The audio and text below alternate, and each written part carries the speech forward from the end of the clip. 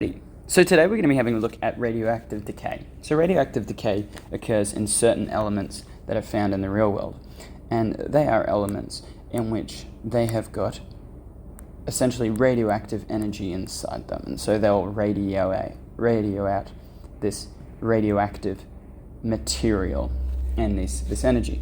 But as they do so, the energy causes them to lose some of the mass. So essentially they're turning their mass into radioactive waves, and eventually the radioactive material disappears.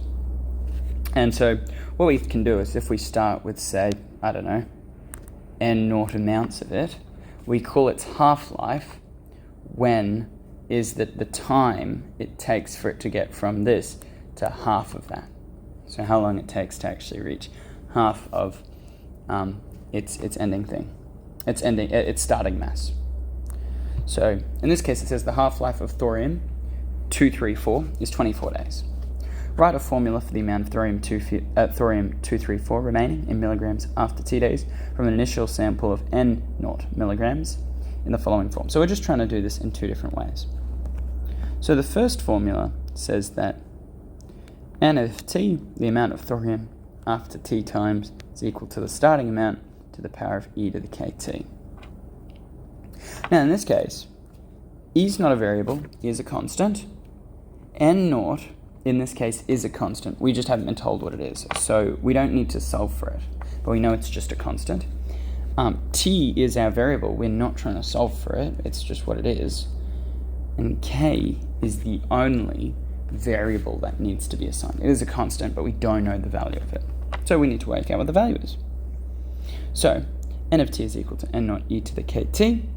Well, we know that since its half-life is 24 days, that means that when t equals 24, the value of n of 24 should be equal to n0 at half, because it's lost half of its mass. So that means we get n0 over 2 is equal to n0 e to the kt.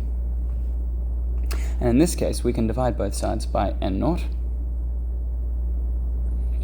which is actually just going to cancel it from both sides, leaving us with a half on the left-hand side and e to the kt on the right. And so we get a half is equal to e to the kt. We can take the natural log of both sides, and we get kt on the right and ln of a half on the left-hand side. Oh, sorry, I didn't substitute in my other variable. I know what t is. T is 24. So this should be 24t, sorry, 24k.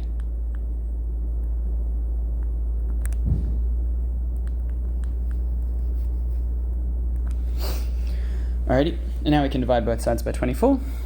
ln of a half over 24 is equal to k, which is approximately equal to negative 0.0289. Alrighty, and so we would get as our model n of t is equal to some starting amount to the power of e negative 0.0289 t.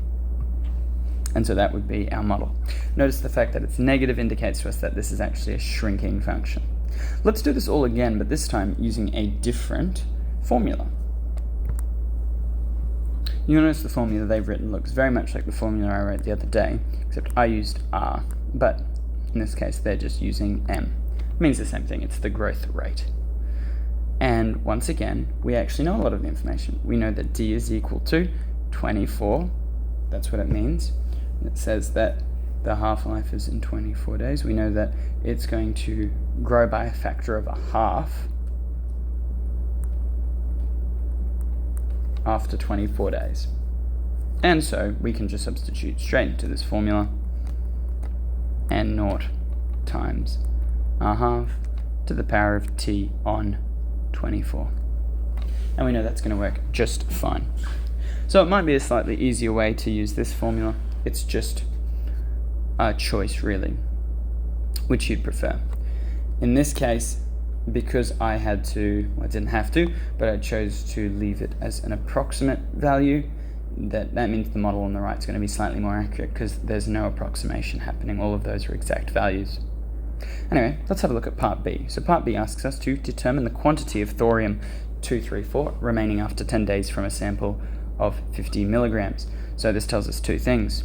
We're looking for when T is equal to 10, and we've now been told that the initial amount is 50 milligrams. So N of T is equal to 50 times a half to the T on 24. The only reason I'm using the equation on the right is just due to the fact that it's a slightly more accurate version. Shouldn't make a huge difference. N of 10 is equal to 50 times a half to the power of 10 on 24, and N of 10 is approximately equal to.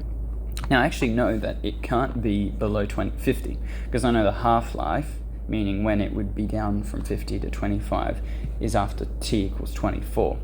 We're only looking at T equals 10, so I know that it needs to be bigger than, and that's confirmed when I get my answer of approximately 37.46 milligrams of thorium-234 will be remaining at the end of 10 days.